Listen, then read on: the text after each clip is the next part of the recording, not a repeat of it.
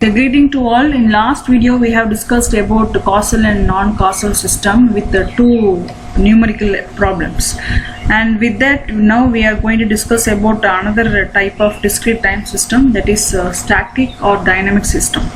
And we all know the meaning of static as well as dynamic. Static in the sense a steady state, that is a standstill, and dynamic in this it's in moving. So with this understanding, now we are going to compare this static and dynamic with the memory.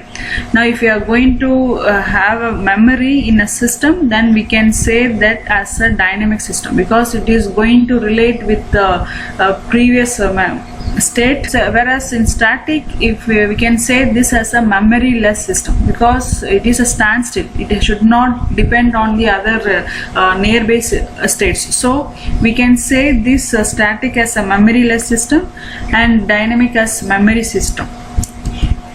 So memory-less is, we can say, static, and for with memory we can say as a dynamic.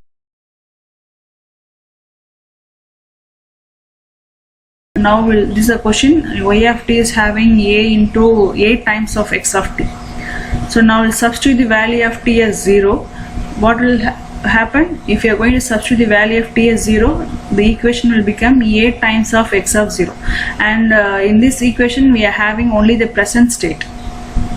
Here the present state is 0, so for this present output we are having only present input, so it is contains only the present state. And now we'll substitute the value of t as -1, and for this we will be getting a times of x of -1. Here now the present state is -1, and for that present state we are having only the present input.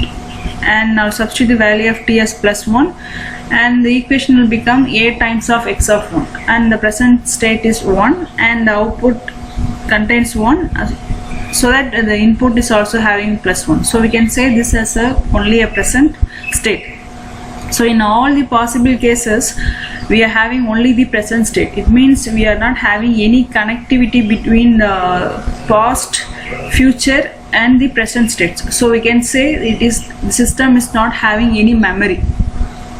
Okay, and so we can say this system, this is equation, this question is a system. So this system is a static system because it contains only the present state. Okay, if you are having only present state, then we can say this is not having any memory. It's a memoryless system, or else we can say it is a static system.